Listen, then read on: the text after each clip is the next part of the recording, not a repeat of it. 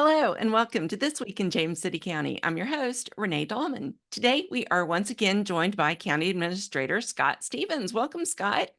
Hey, Renee, it's great to be back as always. Great to have you. Well, and I'm going to go ahead really quick and tell a story on myself. If I seem a little flushed, it's because we started the podcast without a microphone for me. And apparently, we both need microphones. So, we're starting over.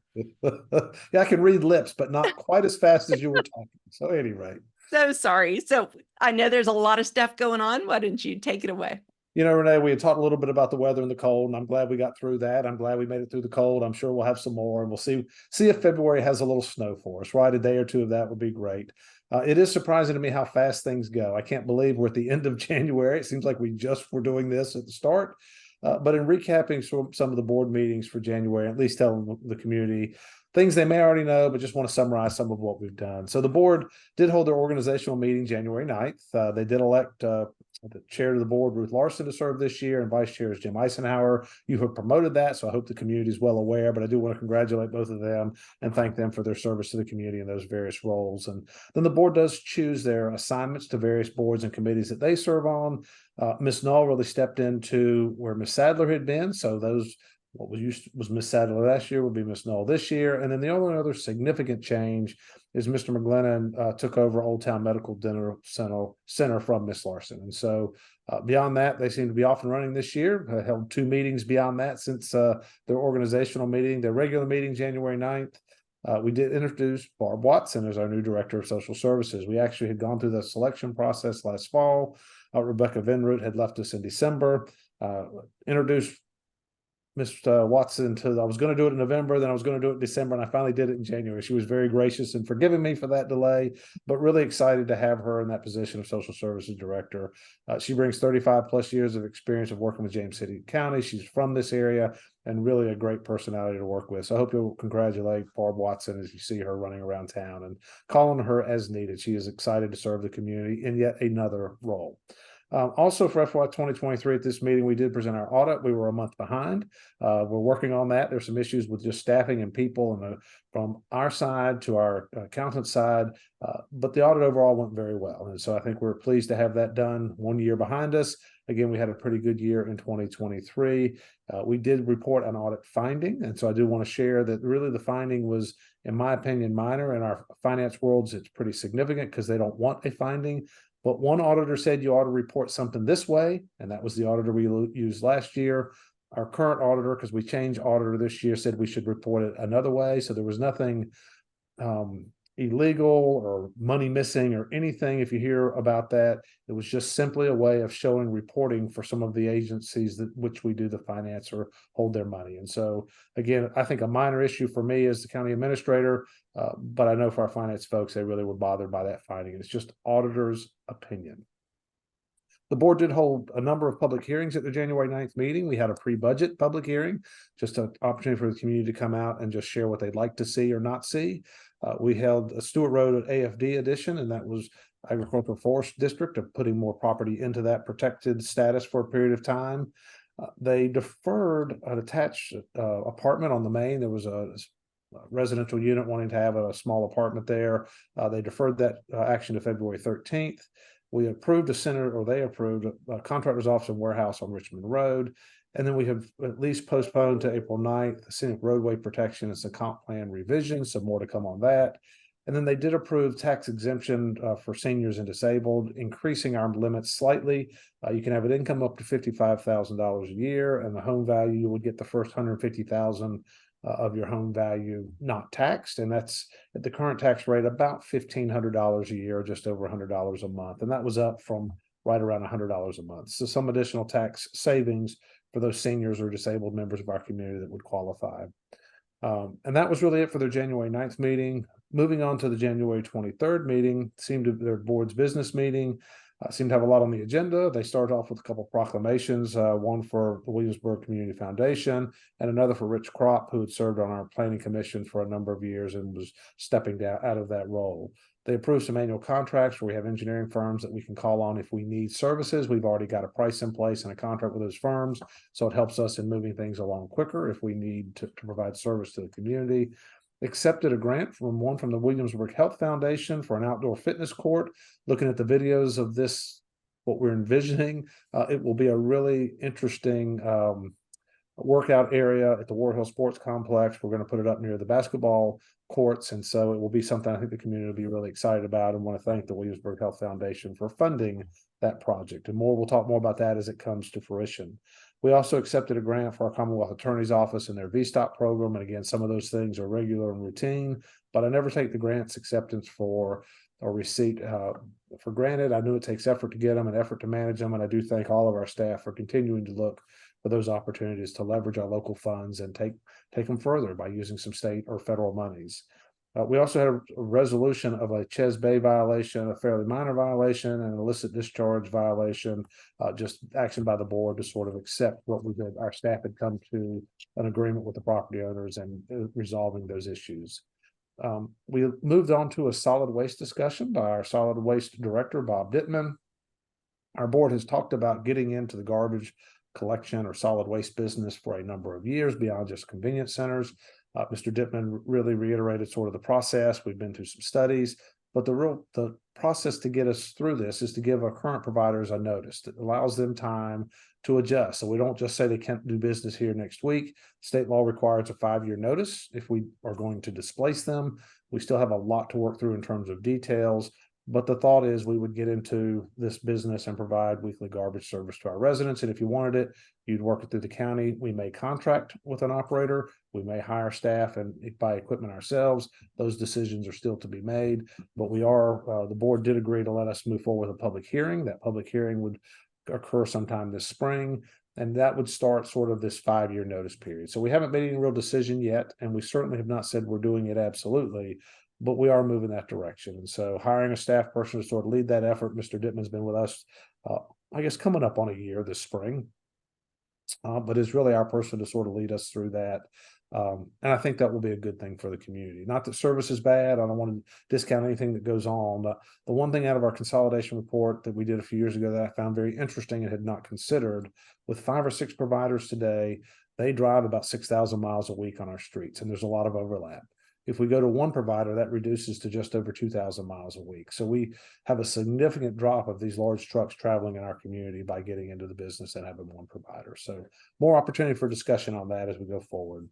The board also heard a presentation of the Yarmouth Creek Watershed Management Plan, and then at the end of that did adopt that plan. And there have been a number of community meetings coming through that. And it's another one of our watersheds that we have now an up-to-date management plan, understanding any kind of challenges that watershed may have due to ongoing development, what future development may look like. And overall, this watershed seemed to be in fairly good shape with some small areas of concern, but by and large, it was deemed to be in pretty good shape. So glad to have that report and that plan for us. We also formed the James City County 250th Virginia Revolution 250th Commission. And again, that is something that is going on across Virginia. And again, Carla Brittle and our Parks and Rec Department is leading that effort for us, and more to come as we move forward and work towards the 2026 timeframe and the 250th anniversary. We also brought back the interim agreement for our Consolidated Government Center. And again, I say brought back. We've had this project in front of the board a number of times, so we brought the project back along with the interim agreement. And what this allows us to do is enter into a commitment with this company, Henderson Gilbane, to develop really plans and specifications and a cost estimate for a government center. It's about a $4 million process to get through that. Will take us in the probably 9 to 12 month time frame. Will involve some public input and community outreach. Of really, what do you want to see in a government building? What would be good for our residents, for our employees, for our elected officials? And again, the basis of it is we do need space. We've gone through that a number of times. We're going to spend a significant amount of money expanding and renovating existing facilities, or we're going to spend a significant amount of money on building a new facility. Our board has pushed us toward the road of building a new facility that will move us from our Mounts Bay campus, which is sort of at the lower end of the county, to a site beside the rec center is where we're proposing it go today. There's a 10-acre wooded site. It would be more central to the county, have good visibility, good access for our residents, and I think serve the community well for many years to come. So I think you'll hear a lot more about that from me in the coming months as we get into the community outreach and involvement. And then next year, this time, we ought to have a real number We've talked about 80 to $100 million for this project. I think we'll have something a year from now that we can decide, yes, that makes sense, and we move forward. It will have had our input on design, and to this point, it really hasn't. That's how this unsolicited process works with a proposal we received almost a year ago. And so we will have that involvement as we go through the process in this next 3 to 6 to 12 months. So excited to have that moving forward. Also, the board came out and appointed Kira Allman to our planning commission. So at this point, we have a full planning commission. We'll see how long that lasts. So our boards and commissions do have some turnover from time to time, but those were the actions taken during this November or January 23rd meeting. It seems to be we are talking with our board, we're getting into the new year, we're talking about things that are coming, and we seem to have a lot of meetings scheduled. I'm going to circle back to that in a minute. We were recording this just ahead of the community conversations we held, and going into that, seems like we have a really good turnout expected. So I hope that's how it turns out, and I'll share more about that in the future. We also are attending Local Government Day, where our elected officials are headed to Richmond to sort of interact with our representatives there and express our desires and wishes. It's as much about relationship building, telling them what we want, asking them what we can do to help, and just knowing that we have that relationship with our delegation. And so I thank our board for their time and effort to spend half a day or a little more in Richmond, wandering around and talking to our state representatives sort of on their turf there. So a thing for us. I also mentioned an early, I guess our last one of these, that we're going through a reassessment process. I hope the community knows that. We do that every 2 years on our real estate values. We are working on information we can share that will talk about the process in general, so that you can understand how our assessors work through that, or our real estate office works through the process of assigning a new value to your home. It is not an appraisal, but it is based on sales within neighborhoods and within the county. And so we'll have them talk about that and be able to share that in general. They will come to our Board of Supervisors meeting February 27th and sort of talk about what they're seeing for James City County. And then February 29th, they will mail out notices to all of our property owners whose values have changed. And that should be almost all of the properties within James City County. And so it's a pretty large effort. We do it every 2 years. Happens to be our time. And I just would sort of, I don't want to say forewarn, but at least try to help our residents know. And they're saying, well, how much? It'll vary by neighborhood. Some go up more than others. But in looking to York County, who just had a reporting, I think in January, their assessments were up 20%. And looking at New Kent, I think they were up 24%. So I would have an expectation you'll see that in James City County as well, that the average increase will be somewhere in that, and we will have that information in the coming months. So by the end of February, early March, we'll mail notice in February, you'll have the notice early March, you will have the new value for your property. And there is an opportunity to appeal that. You have until the end of March to make an appeal. As part of that, and just sort of anticipating concerns with residents about paying additional taxes, not that the rate changes or goes up, but tax implications of individually what that means for them, our board has asked that we hold some district-wide community meetings. And so we are working on schedules for that. I expect that will start occurring the second week of April, but by the time we get the tax notices mailed, or these reassessment notices mailed out at the end of February, we will have those dates set and be advertising those dates for residents to come out and meet directly with board members and staff, talk with us, let us explain where we are and why we think the needs are, what we think they are, and where some of these funds should go, and be able to listen to residents as well. So it will be district by district. You can attend the meeting in your district. You certainly could attend the other meetings, or you can go to all the meetings. Our presentation should be the same. The questions may vary depending on the audience we have, but a lot of effort going into trying to have that public outreach and make sure we're talking to you, sharing information, and providing opportunities for you to meet with us. And then we'll have the normal public hearings related to our budget process in the April-May timeframe, and the approval of the budget in May. So lots of things coming up for the community involvement in the coming month or two.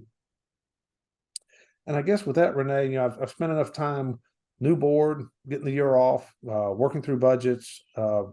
We are working on a paying class study for staff. That will be something we'll talk about publicly as it's coming forward. And we're trying to get our hands around what that really looks like, so that we can retain staff and then attract good qualified staff to serve this community for the years to come. I think, I get a lot of compliments on the folks we have. I really appreciate the staff that's here, but it is still a tough market. It is still hard for us to get new people and have competitive salaries. I think our benefits are very good, but there's always another somebody who's got it a little better, and those things matter. So we're constantly looking at that. And this pay in class study we're going through is an effort to make sure that we're fairly compensating our employees, that we're setting the community up so we do attract and retain some of the best. And I tend to think we have a really, really good staff. And we say that, and then I've mentioned before, we get these national and state awards that sort of reconfirm that, yes, we are some of the best out there in terms of what we do and what we provide. But that's an important part of our operation as well.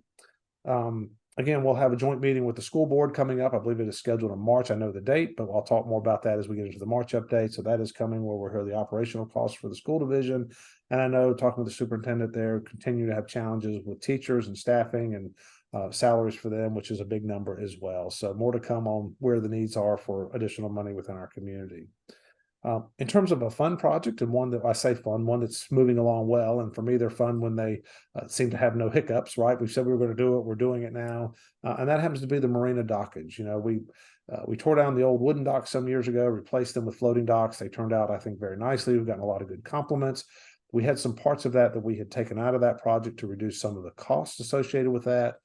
We later did a study where the floating docks that we knew were in bad shape, the floating docks with covered slips that we knew were in bad shape, we just weren't sure how bad. And the study that we did last summer said they were really bad. And so we took those out of service pretty quickly last year, with very little notice to our boat owners. We did go back to a project and bid out sort of that work we had taken off the original floating dock project last fall.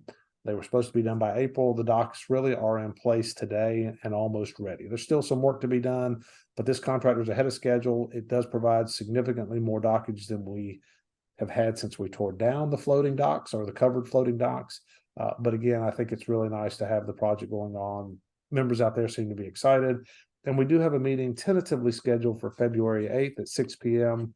With anybody interested in the marina, and focused on those that were renting slips from us, so we could talk through that as we go forward in time, and make sure that we're putting some rules in place that make sense to them as slip renters. But really, anybody that has an interest in the marina would be invited to come to that meeting. And we'll advertise that as we get that February 8th date and time confirmed, but tentatively at 6 p.m. February 8th, and we're looking for an area in and around the marina. So we'll put that out as we have that very soon. Beyond that, I think I'll close for now. Keep one a little shorter maybe than sometimes, just to encourage people to be safe through the winter. I don't know what the cold will hold in terms of snow and ice and slick roads. I think February will bring some of that. But I will tell you, your local government, working with our Department of Transportation, will be here ready to respond. And we just ask all of our community members, if they have questions or need something, to not hesitate to reach out to us. My number, 757-253-6603.